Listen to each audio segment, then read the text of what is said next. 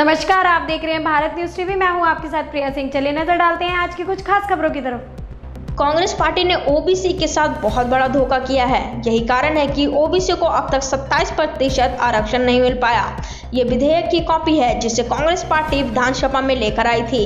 विधेयक की कॉपी में लिखा है कि मध्य प्रदेश में अन्य पिछड़ा की जनसंख्या कुल 27% है, जबकि मध्य प्रदेश में पिछड़ा वर्ग की संख्या 51% है। कांग्रेस ने विधानसभा में ही गलत विधेयक पेश किया और न्यायालय में गलत जानकारी दी। इसके कारण से ही ओबीसी आरक्षण पर स्टे हुआ था। स्टे के समय भी उस समय सरकार के एडवोकेट जनरल कोर्ट में पेश नहीं हुए।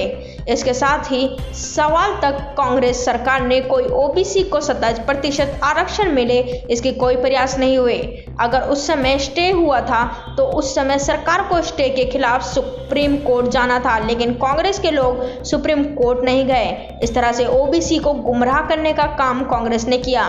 ओबीसी वर्ग को कांग्रेस ने धोखा दिया है। इसलिए भारतीय जनता पार्टी की सरकार ने मुख्यमंत्री जी ओबीसी को 27% आरक्षण मिले, इसके लिए प्रयास किए। न्यायालय के सामने ओबीसी आरक्षण को लेकर सभी तथ्य सही तरीके से रखे गए। मुख्यमंत्री जी के आग्रह पर भारत सरकार के सॉलिसिटर जनरल और एडवोकेट जनरल ने तथ्य रखे।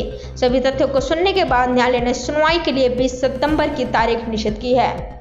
मेरी मांग है कि ओबीसी आरक्षण के नाम पर धोखा देने वाली कांग्रेस पार्टी प्रदेश के सभी पिछड़ा वर्ग को लोगों को माफी मांगे। कांग्रेस पार्टी ने ओबीसी के साथ बहुत बड़ा धोखा किया है और इस कारण से ओबीसी को अभी तक 27% आरक्षण नहीं मिल पाया है। ये विधेयक की कॉपी है जो विधानसभा में कांग्रेस सरकार लेकर आई थी। इसमें कितनी गलत जानकारी दी गई है, इसको अगर आप देखेंगे तो इसमें लिखा हुआ है कि अन्य पिछड़े वर्ग मध्य प्रदेश की कुल जनसंख्या का 27% है, जबकि मध्य प्रदेश में पिछड़ा वर्ग की जनसंख्या 51% है। तो जब आपने न्यायालय में ही गलत,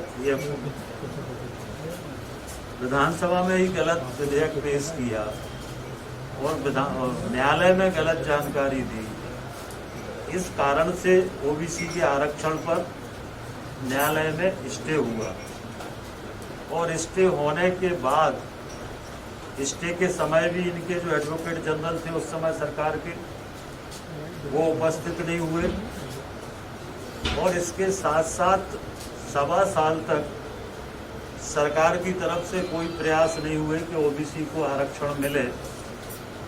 अगर उस समय स्टे हुआ था तो सरकार को सुप्रीम कोर्ट जाना था स्टे के खिलाफ, वो सुप्रीम कोर्ट भी नहीं गए और इस तरह से ओबीसी को गुमराह करने का काम कांग्रेस पार्टी ने किया है और ओबीसी के साथ धोखा दिया।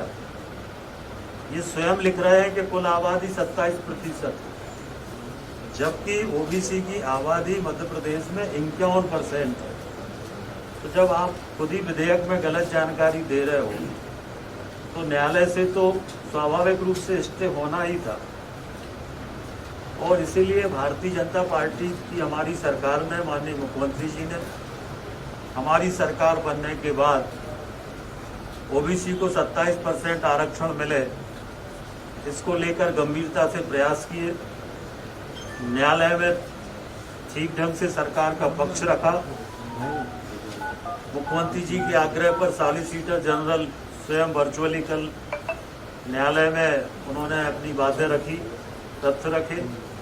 हमारे एडवोकेट जनरल उपस्थित थे और हमारी तरफ से आवेदन था कि इसकी अंतिम सुनवाई करके निर्णय किया जाए, जिसको न्यायालय ने माना है और अंतिम सुनवाई 20 सितंबर न्यायालय ने तय की है और उसमें फिर जो भी फैसला आएगा उसके आधार पर सरकार आगे विचार करेगी। परंतु ओबीसी को धोखा देने का काम कांग्रेस पार्टी ने किया है और इसलिए मेरी मेरी ये मांग है कि कांग्रेस पार्टी प्रदेश में ओबीसी के लोगों से माफ़ी मांगे। जो गलत जानकारी उन्होंने न्यायालय में और विधानसभा में दी है, इसके लिए वो माफ़ी मांगे। ये हमारी मांग है। ये विधेयक की कॉपी है जिसमें स्पष्ट रूप से लिखा हुआ है कि ओबीसी की आबादी 27% है। जब आप स्वयं 27% लिख रहे हो तो 100% आरक्षण कैसे हो जाएगा? 27 का 27 कैसे हो जाएगा? तो आबादी 51% है। तो किस तरह से लोकसभा चुनाव में जल्दबाजी में बिना किसी तैयारी के, बिना किसी तथ्यों के, बिना किसी तर्क के ये विधेयक लाया। और जब हाई कोर्ट में इस पर सुनवाई हुई तो एडवोकेट जनरल कांग्रेस के समय वो उपस्थित नहीं हुए, इसलिए स्टे हुआ। अब सरकार पूरी ताकत के साथ सारे तथ्य रख रही है। माननीय मुख्यमंत्री जी ने पिछड़ा वर्ग की ठीक स्थिति भविष्य में सामने आ सके, इसके लिए पिछड़ा वर्ग कल्याण आयोग बनाने का काम किया है।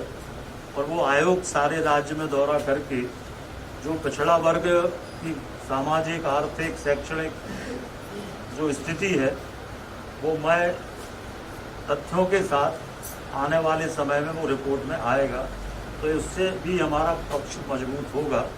तो ये कांग्रेस ने धोखा किया है और इसके लिए कांग्रेस से माफ़ी की मांग हम करते हैं।